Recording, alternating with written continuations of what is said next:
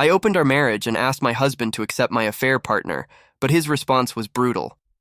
For a long time, I had carried the weight of an unspoken truth in my chest, one that pulsed every night when I lay awake beside him. Our marriage, from the outside, looked perfectly stable. We had a home built from years of hard work, 2 children who brought us both joy, and a partnership that had survived the ordinary storms of life: arguments, money troubles, stressful jobs. Yet inside me, there was an emptiness that refused to be silenced. I convinced myself it wasn't betrayal. It was simply me searching for the missing pieces of my heart. That's how my affair began, quietly and dangerously, until it grew into something I could no longer hide. When I finally decided to tell my husband, I imagined dozens of possible outcomes. In some versions, he would understand, maybe even support me, because he loved me, and I believed love meant allowing someone the freedom to explore. In others, he would cry, but still choose to stay, choosing me over his pride. I rehearsed the words for weeks, crafting them carefully so they wouldn't sound like a confession, but rather a request. When I sat across from him at the kitchen table, the children asleep upstairs, I felt the walls of our home lean closer, pressing me to speak before I lost my courage. "I need to tell you something," I began, my hands trembling against the wood. "I've been seeing someone. It started as friendship, but it's become more. I don't want to lie to you anymore. I want to be honest. I don't want to leave you, but I want us to open our marriage. I want you to accept him." The silence that followed was not what I had prepared for. He didn't shout. He didn't slam his fist against the table. He just looked at me, his face completely unreadable, as though I had spoken in a language he didn't understand. For a moment, I thought maybe he was in shock and would ask questions. Ask who the man was, when it began, why I thought this was acceptable. But he only leaned back in his chair, folded his arms, and studied me in a way that made my skin burn. "You want me to accept your affair partner?" he repeated, his voice low, steady, almost too calm. "Yes," I whispered.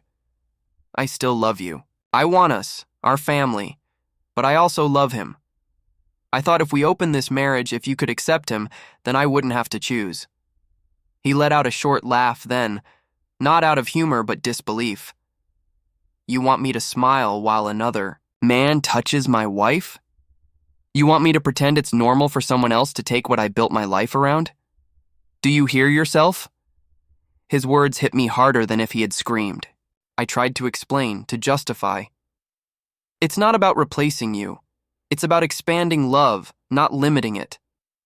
People talk about polyamory, about breaking free from old rules. It doesn't mean I don't value you." "Stop," he cut in sharply, and the way his voice cracked with pain made my chest ache. "Don't dress this up with pretty words. You didn't want freedom. You wanted permission for betrayal." I had imagined tears, maybe anger, but I hadn't prepared for the coldness that came next. He leaned forward, his eyes locked on mine, and said, "You killed something tonight.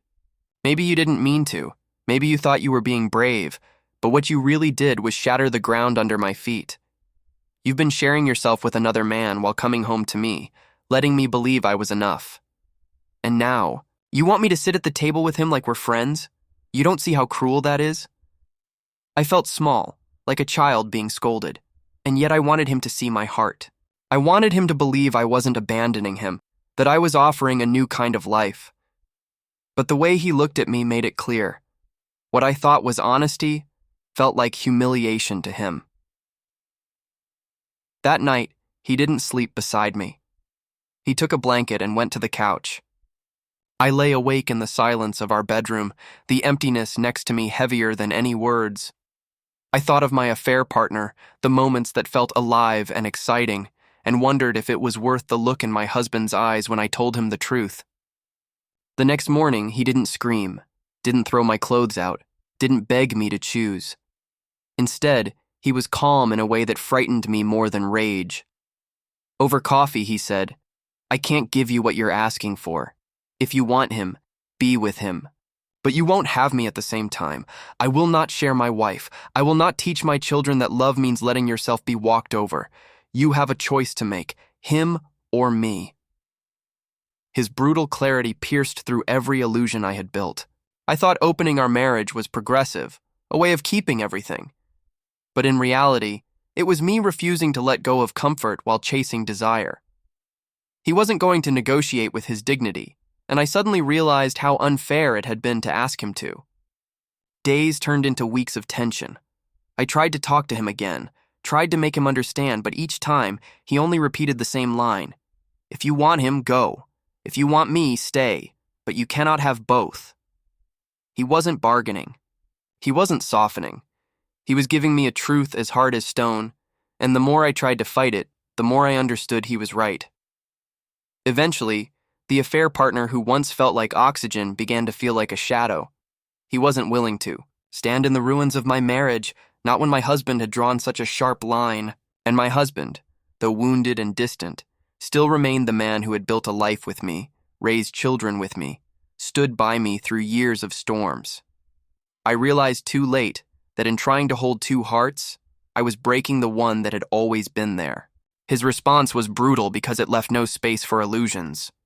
It stripped away the excuses and left me staring at myself, forced to choose between fleeting passion and the foundation of everything I had built.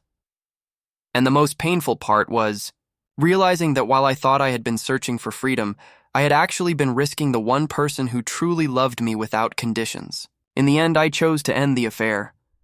Not because my husband forced me, but because his refusal to accept less than respect made me see what real love looks like. It is not blind acceptance of betrayal, not a willingness to share what is sacred, but the strength to stand tall, even when it hurts. His response was brutal, yes, but it was also the only thing that could have woken me from the dream I was chasing. And now, when I look at him, I know rebuilding won't be easy.